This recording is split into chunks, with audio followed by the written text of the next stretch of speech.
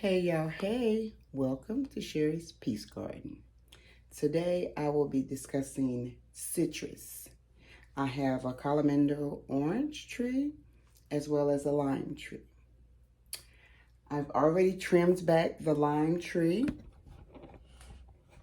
over and so it can be good for the winter. Today we're going to be discussing the fertilization of them and also the potting soil that I use for them, as well as what I use for compost and what I use to feed them. Because right now we're feeding them for the winter months, so they won't get anything else for a good 4 months.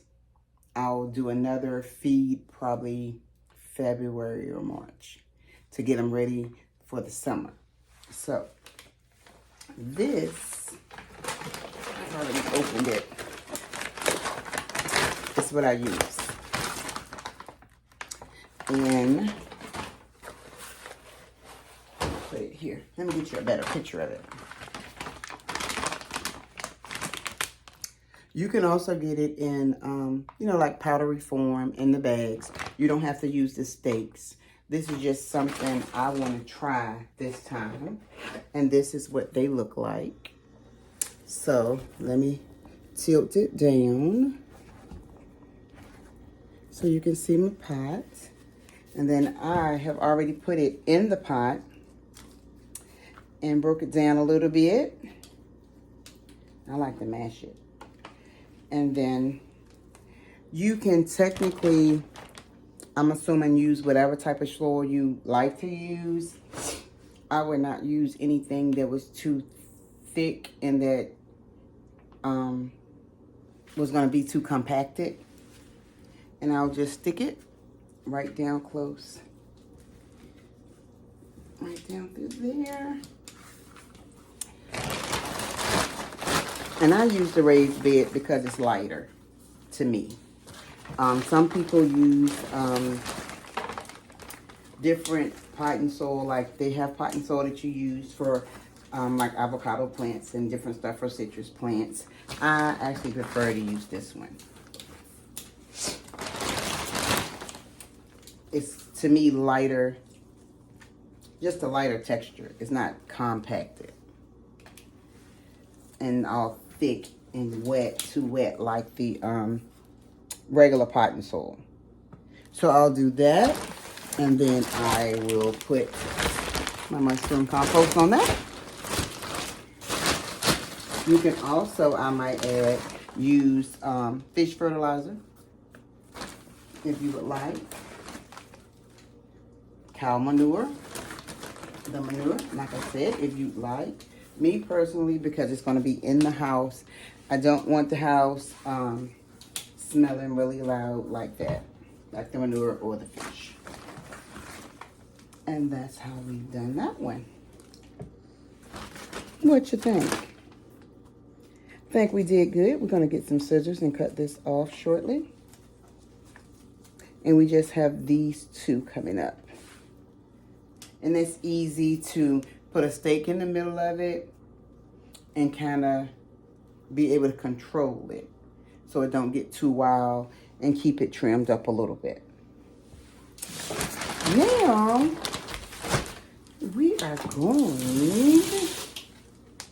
to add fertilizer to the lime tree. We're going to add the mulch.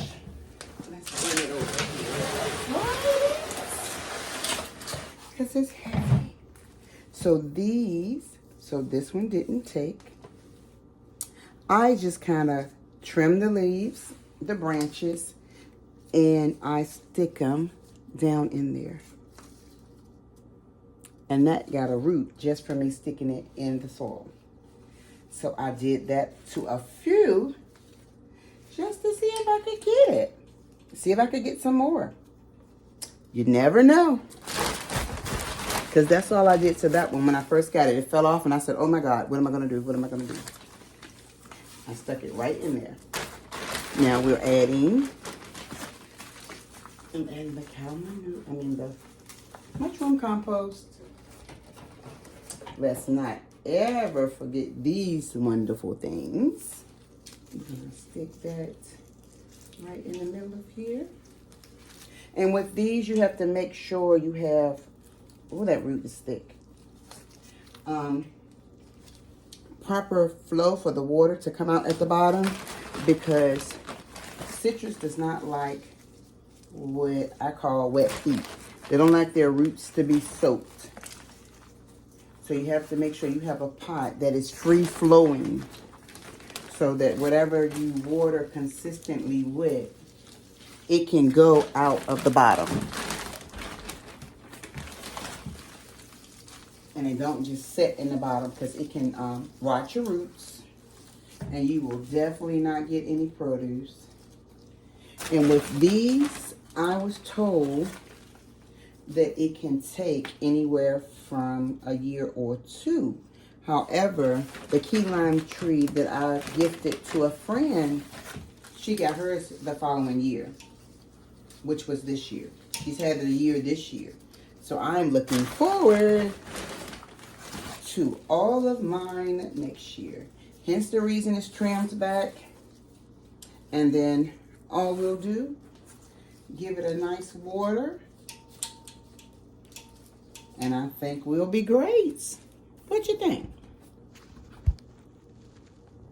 We fed it good. Look how tall she is. We fed it really good. We got it situated along with the orange tree.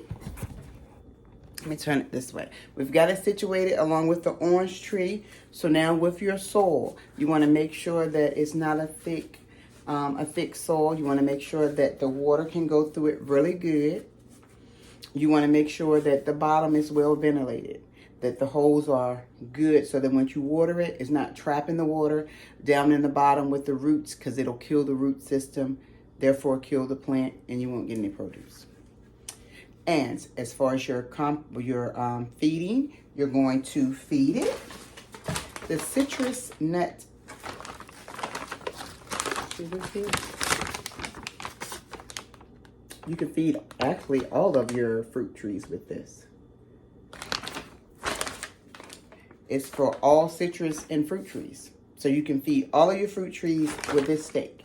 For anyone who is doing pot growing, like I am down here in the South, in North Carolina, it's best for me in this particular zone, 7B, to grow them in pots, because I can therefore move the pot inside the greenhouse to keep it safe and at a good temperature during the winter months when it drops down to, say, 25 like it did on Monday.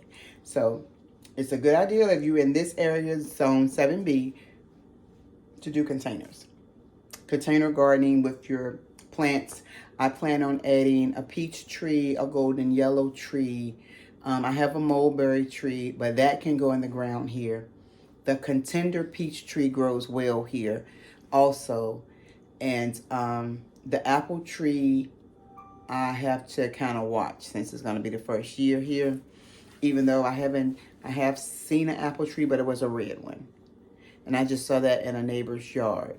So I know that my peach tree, my apple tree, and perhaps a pear or a plum will definitely be a part of the gardening system next year. Thank you so much for coming to my channel, and y'all have a wonderful day.